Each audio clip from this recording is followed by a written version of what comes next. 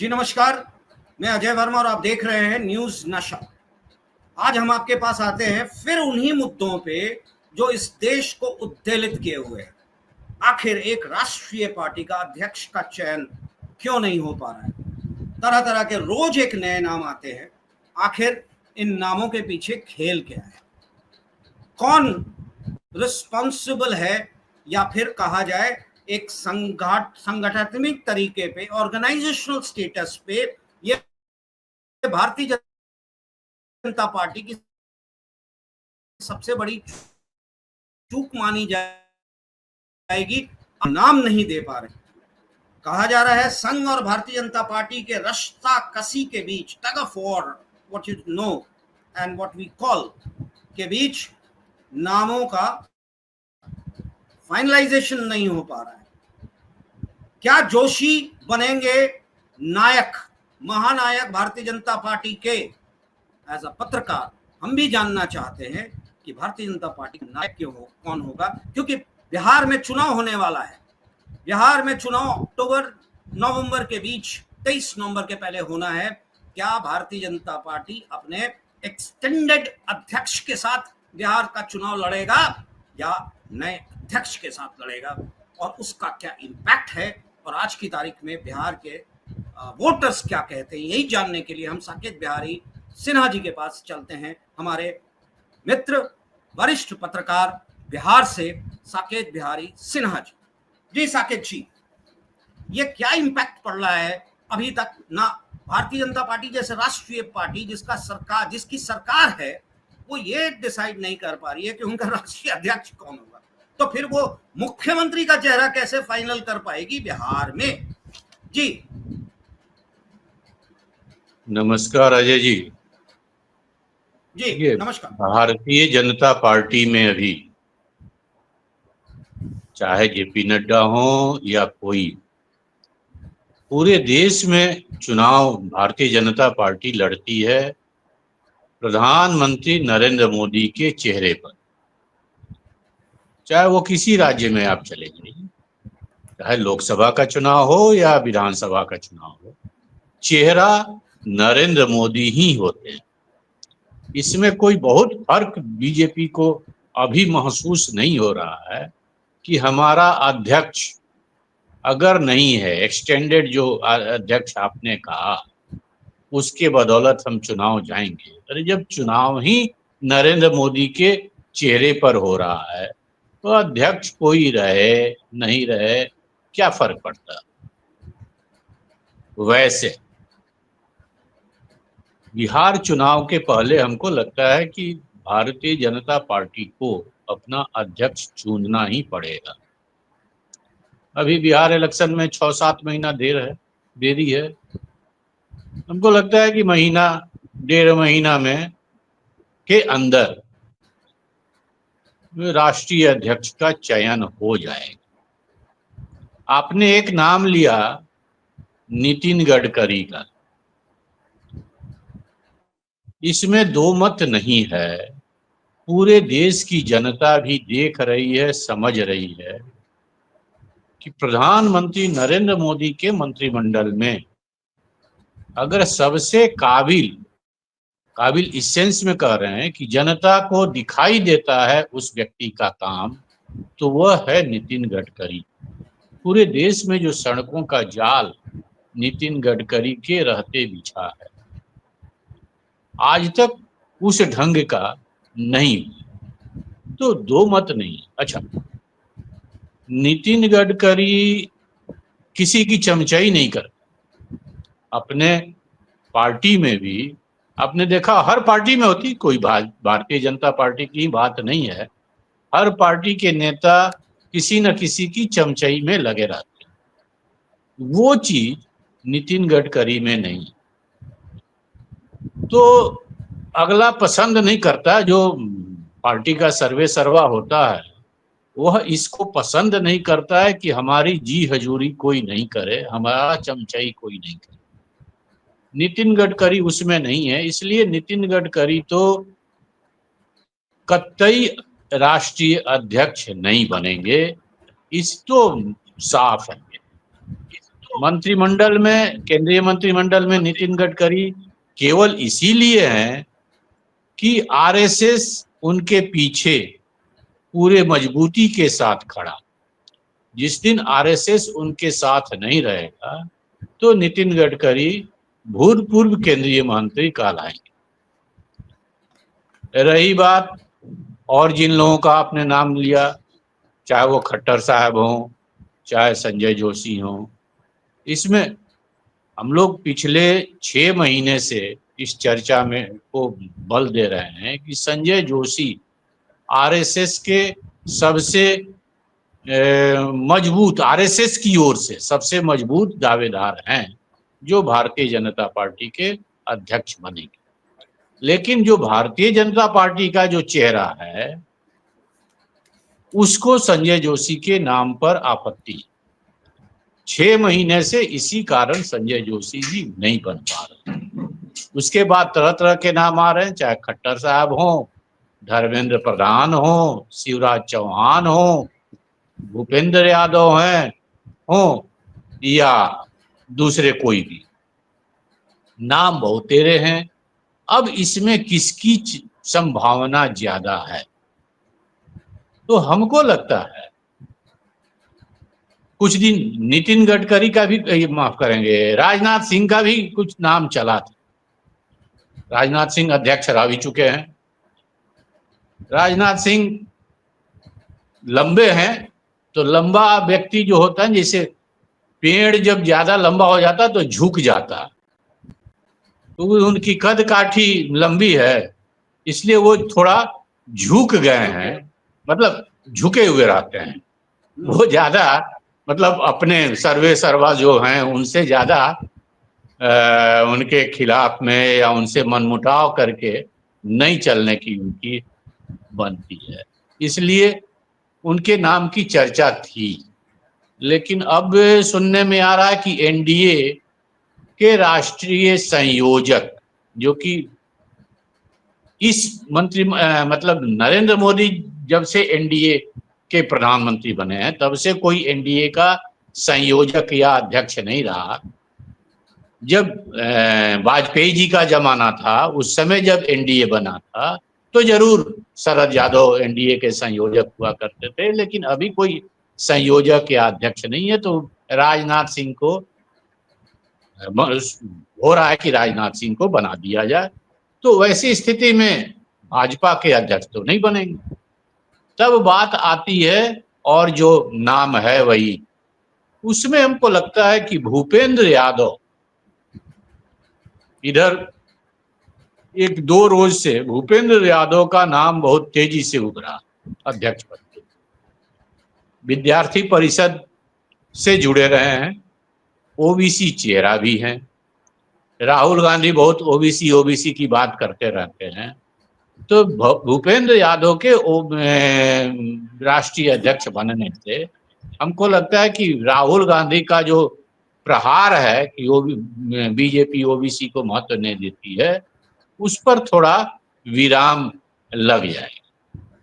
अच्छा, बिहार में अभी आपने कहा ही अक्टूबर-नवंबर में चुनाव है। भूपेंद्र यादव बिहार के इंचार्ज रह चुके हैं। बिहार में प्रभारी रहते हुए वो बीजेपी का संख्या बहुत बड़ा है, विधायक हो या सांसद। तो इसलिए हमको लगता है कि टेस्टेड हैं वो बिहार के लिए। अच्छा, अभी बीजेपी के जो चाणक्य हैं अमित शाह जी, और बीजेपी के माफ करेंगे देश के प्रधानमंत्री जो हैं नरेंद्र मोदी जी, उनके गृह राज्य के प्रभारी भी हैं भूपेंद्र यादव। इसलिए हमको लगता है कि भूपेंद्र यादव नए अध्यक्ष के रूप में देखे जाएंगे। अगर बीजेपी आरएसएस संजय जोशी के नाम पर थोड़ा सा पीछे हटा तो शायद भूपेंद्र यादव के नाम पर आरएसएस तैयार हो जाएगा, और बीजेपी चूंकि अब नरेंद्र मोदी जी के प्रिय रहे हैं भूपेंद्र यादव, इसीलिए अपने राज्य का प्रभारी बनाया है उन्होंने। बिहार का टेस्ट देख चुके हैं कि बिहार के जब तक प्रभारी रहे भूपेंद्र यादव, बिहार में भाजपा को बढ़ाया ही उन्होंने। तो हमको लगता है कि बीजेपी भूपेंद्र यादव अगले अध्यक्ष के रूप में शायद नामांकित हो जाए। जी नहीं, आपके हिसाब से अगर भूपेंद्र यादव, जो कि मोदी के पहले चॉइस नजर आते हैं, जैसे आपने बताई बातें, और दूसरी तरफ हम देखें नितिन गडकरी को, हम मान के चलें कि भारतीय जनता पार्टी के साथ उनकी ट्यूनिंग नहीं बनती है, जबकि आरएसएस के वो स्ट्रॉन्ग कंटेंडर हैं। संजय जोशी की ट्यूनिंग नहीं बनती है मोदी और शाह जी के साथ, तो बट जबकि वो आरएसएस के स्ट्रॉन्ग कंटेंडर हैं। खट्टर साहब, मनोहर लाल खट्टर एक स्ट्रॉन्ग कंटेंडर हैं। संघ और भारतीय जनता पार्टी दोनों के वो कॉमन चेहरा देखे जाते हैं। उसमें एक नया चेहरे की बात आपने कर दी, भूपेंद्र यादव की। अभी कल मैं किसी से बात कर रहा था और वहां से भी एक ओबीसी का नया चेहरा आ गया था, वो जो छत्तीसगढ़ के राज्यपाल हुआ करते थे, झारखंड के पूर्व मुख्यमंत्री भी हैं थे, मतलब। तो इस तरह के चेहरे जो हैं, मैं आपसे ये जानना चाहता हूं साकेत जी कि आखिर क्या कारण है, क्या भारतीय जनता पार्टी के ऑर्गेनाइजेशनल लेवल पे ही राज्य का या प्रदेश का अध्यक्ष चुना जाएगा, या ऐसा प्रदेश अध्यक्ष होगा जो किसी के का, जिसको कहते हैं ना, रबर स्टैंप ना हो, जो आरएसएस चाहती है? क्योंकि ये सारे नाम जो आपने लिए वो शायद कहीं ना कहीं रबर स्टैंप के तौर पे यूज हो सकते हैं। आप भी जानते हैं कि इस दौरान 14 के बाद से लोगों का चयन इसी तरीके से किया गया जो उनकी बातें सुन सके, और संघ धीरे धीरे कमजोर होता गया। नड्डा जी ने तो यहां तक कह दिया कि अब हमें उसकी जरूरत ही नहीं है संघ की, अब हम बड़े हो चुके हैं। ऐसी स्थिति में क्या संघ, आपको लगता है कि इन चेहरों पे मानेगा, या उसकी मजबूरी है कॉम्प्रोमाइज? क्योंकि राज्य तो, देश तो पार्टी और संगठन को ही चलाना है, और मोदी शाह आज की तारीख में चेहरा है। आप ही कह रहे हैं कि बीजेपी अगर बिहार में जाती है तो मोदी के चेहरे पे जाएगी, और देश में कहीं भी इलेक्शन होता है तो वो चेहरा मोदी का होता है। यानी कि राष्ट्रीय अध्यक्ष गौन हो चुका है आज की तारीख में, जबकि एक समय था कि भारतीय जनता पार्टी का अध्यक्ष, राष्ट्रीय अध्यक्ष, एक मायने रखता था। जी देखिए अजय जी, यस मैन की जो बात आपने की, तो ये जितने नाम आ रहे हैं, नितिन गडकरी और संजय जोशी, नहीं, कुछ और नाम मैं आपको बता दूं, कुछ और नाम मैं आपको बता दूं तो शायद आपके लिए भी बेहतर होगा उस पे बात करने के लिए। पुंदेश्वरी आंध्र प्रदेश से लोकसभा के एमपी हैं, और कहा जा रहा है कि रजनीकांत को उन्होंने शिकस्त दिया था। तो एक साउथ में एक बड़ा नाम है, वनिता श्रीनिवासन तमिलनाडु से हैं, वो भी एक स्ट्रॉन्ग नेम है। धर्मेंद्र प्रधान उड़ीसा से, क्योंकि उनका भी एक योगदान रहा है लेजिस्लेटिव असेंबलीज में अक्रॉस इंडिया। बंदी संजय कुमार तेलंगाना से, जी कृष्णा रेड्डी जो अभी मंत्री भी हैं पर बहुत स्ट्रॉन्ग हैं, तेलंगाना से हैं वो। और रघुवर दास की बात तो मैंने आपसे कर दी। तो एक बात आ रही है कि कहीं केरला और तमिलनाडु के इलेक्शंस को देखकर साउथ का चेहरा ना हो, कहीं ऐसा ना हो कि इस बार पहली बार भारतीय जनता पार्टी को एक एहसास हो कि हम ट्रिपल तलाक की बात कर दिए, हम 1/3 महिलाओं की बात कर रहे हैं। कहीं महिलाओं को अपने तरफ आकर्षित करने के लिए एक राष्ट्रीय अध्यक्ष का चेहरा महिला तो नहीं हो सकती, कहीं ऐसा ना हो। फर्स्ट टाइम, क्योंकि हर चीज फर्स्ट टाइम हो रहा है भारतीय जनता पार्टी। जी देखिए, हम जो कह रहे थे जी, आपने शुरू में जो कहा यस मैन, उस पर हमने कहा कि यस मैन दो ही लोग नहीं हो सकते हैं। एक नरेंद्र मोदी, माफ करेंगे, एक नितिन गडकरी और दूसरा संजय जोशी। इसके अलावे जितने नाम आपने गिनाए, या मैंने एक भूपेंद्र यादव की भी चर्चा की, ये रघुवर दास, धर्मेंद्र प्रधान हो या साउथ के जितने नाम आपने गिनाए हैं, सारे के सारे यस मैन होंगे। दो लोग यस मैन नहीं होंगे, नितिन गडकरी और संजय जोशी। तो अब ये जो आज 6 महीने से संजय जोशी के नाम पर नरेंद्र मोदी तैयार नहीं हो पा रहे हैं, जिस कारण लटका हुआ मामला 6 महीने से एक्सटेंशन पर एक्सटेंशन चले जा रहे हैं। तो यही कारण है ना कि यस मैन चाहिए नरेंद्र मोदी जी को, और आरएसएस अड़ा हुआ है कि नहीं, यस मैन हमको नहीं देना। तो अब देखना यह है कि आरएसएस की कितनी चलती है। इस बार देखिए, भले ही आरएसएस मातृ संगठन है बीजेपी, लेकिन लगता है कि 2014 के बाद से कहीं ना कहीं आरएसएस भी थोड़ा बहुत कमजोर हुआ है नरेंद्र मोदी के चेहरे के सामने। थोड़ा बहुत, बहुत ज्यादा नहीं। अगर बहुत ज्यादा कमजोर होता तो शायद लोकसभा के फर्स्ट फेज के इलेक्शन के बाद नरेंद्र मोदी जी को दौड़े दौड़े नागपुर नहीं जाना पड़ता। सही बात। तो कुछ, लेकिन फिर भी कुछ कमजोरी तो हुई है आरएसएस, और इस कमजोरी को बीजेपी भी समझ रही है। नरेंद्र मोदी समझ रहे हैं कि कब हमको हथौड़ा, लोहा कब गर्म है उस पर कब हथौड़ा चलाएंगे तो हमको लाभ होगा और कब घाटा होगा। और इसीलिए जब जेपी नड्डा ने कह दिया कि मुझको, हम लोगों को अब आरएसएस की जरूरत नहीं है, तो देख लिया उन्होंने कि फर्स्ट फेज के इलेक्शन में क्या स्थिति हुई लोकसभा के समय। तो चुनाव, ये फर्स्ट फेज के इलेक्शन के रात ही नरेंद्र मोदी जी चले गए नागपुर। तो हमको लगता है कि बहुत ज्यादा आरएसएस को नाराज करके बीजेपी अपना राष्ट्रीय अध्यक्ष नहीं चुने, और अगर चुनने की गलती की तो शायद फर्स्ट फेज का ही रिजल्ट देखने को मिलेगा, जो कि किसी को अच्छा नहीं लगेगा।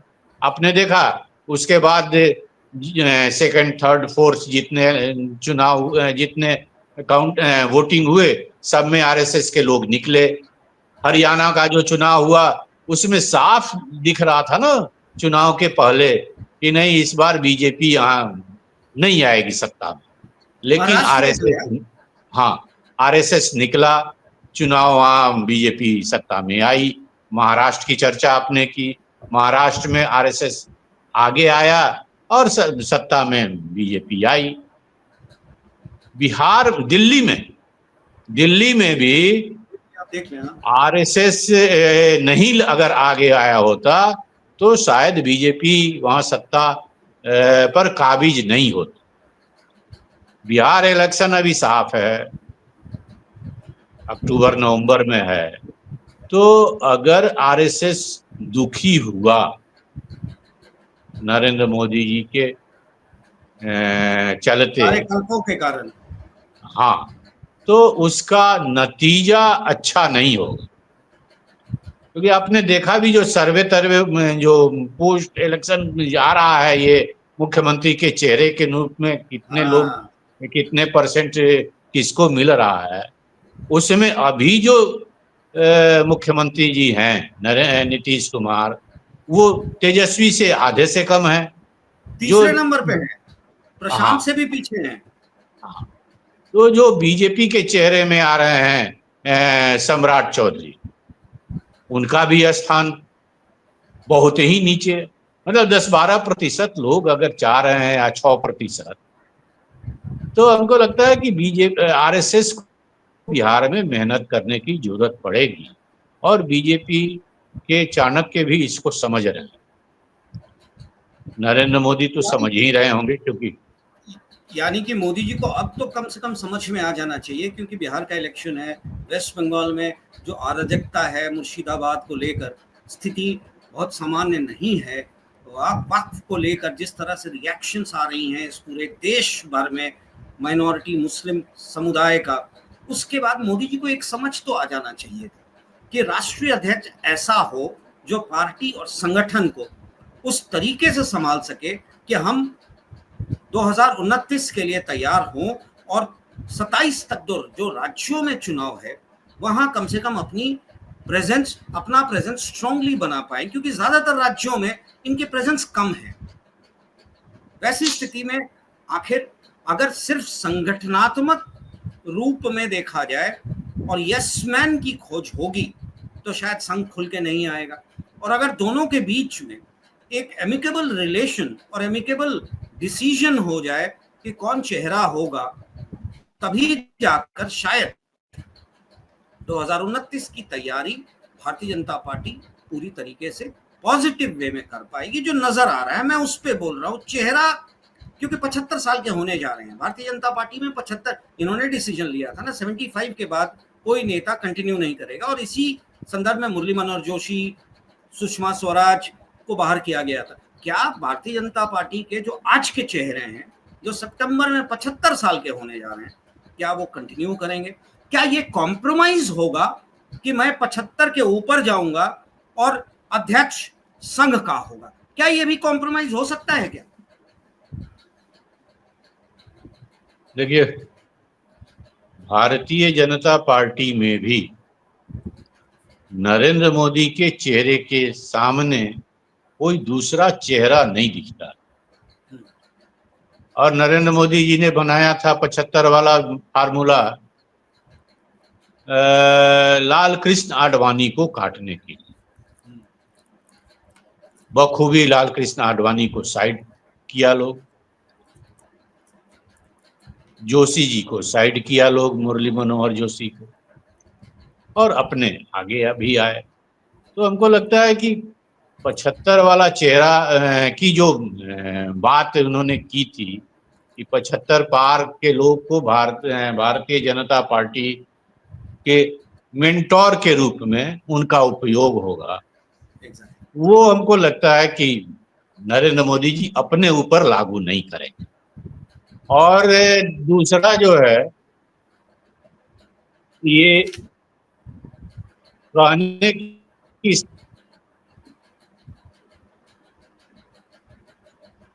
आवाज,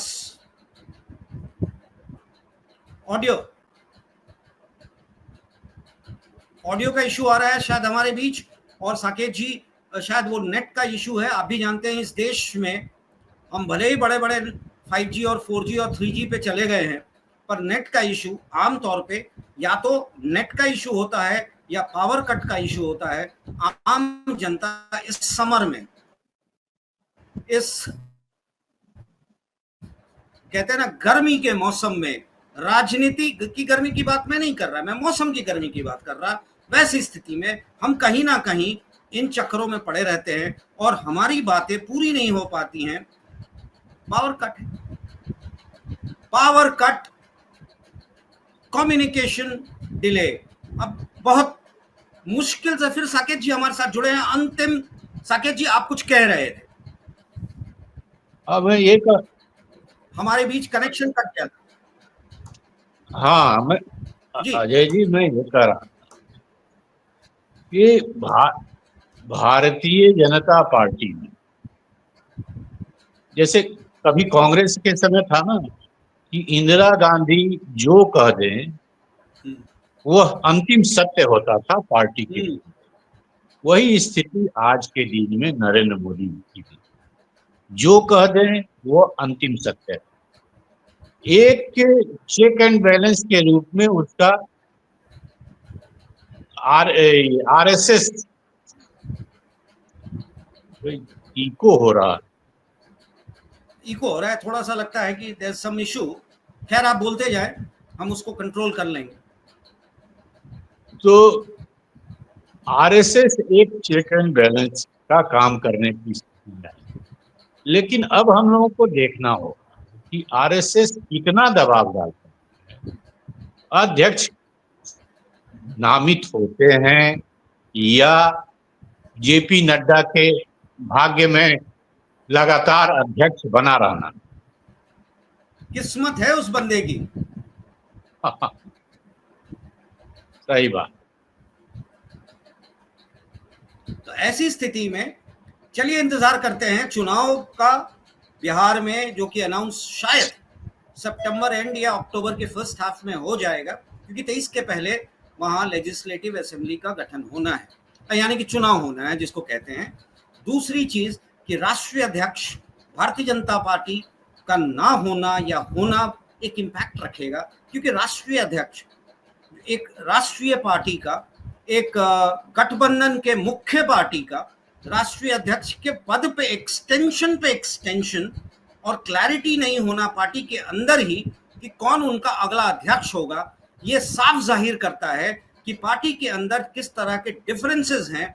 शायद वो डिफरेंस बिहार इलेक्शन के दौरान और बिहार इलेक्शन में भी सामने आ जाए, कि कल को कहा जाए कि हमारा चेहरा चुनाव में मुख्यमंत्री का ये होगा और 2 दिन के बाद कोई और हो जाएगा, 3 दिन के बाद कोई और हो जाएगा, यानी कि कोई डिसीजन फाइनल नहीं होता है। वोटर्स के लिए कंफ्यूजन की स्थिति है आज की तारीख में भारतीय जनता पार्टी के राष्ट्रीय अध्यक्ष को लेकर और उसको लेकर बिहार चुनाव से जुड़े हुए मुद्दों पे कि भारतीय जनता पार्टी का अध्यक्ष कौन होगा, क्योंकि राष्ट्रीय अध्यक्ष बहुत जरूरी है। भले ही चेहरा मोदी का है चुनावों में, पर राष्ट्रीय अध्यक्ष एक पार्टी का, एक बड़े पार्टी का, एक राष्ट्रीय पार्टी के राष्ट्रीय अध्यक्ष का होना अहम रखता है, इंपॉर्टेंट रखता है। मैं एक लाइन आपसे और लूंगा और उसके बाद मैं इस डिबेट को आज यहीं समाप्त करते हुए कल फिर आपसे मिलूंगा। आपकी last line on this, Saket ji. देखिए, हमने शुरू में भी कहा था कि चुनाव में अध्यक्ष कोई रहे नहीं रहे इसकी बहुत बड़ी भूमिका नहीं हो। जब चेहरा एकमात्र व्यक्ति नरेंद्र मोदी, तो वोटर तो चेहरा देख रहा है ना। अध्यक्ष कोई रहे एबीसीडी, किसी को आप बना दीजिए, आप केवल यह ध्यान बीजेपी को रखना होगा कि हम किसी दूसरे को, जिसको आरएसएस नहीं चाहता है, उसको अध्यक्ष बना करके क्या आरएसएस को दुखित करें, और उसके बाद जब आरएसएस दुखित होगा तो जो नड्डा जी के बयान के बाद आरएसएस दुखित हुआ, फर्स्ट फेज में आरएसएस के लोग नहीं निकले, तो जो खामियाजा भुगतना पड़ा बीजेपी को, क्या वही खामियाजा भुगते हम फिर?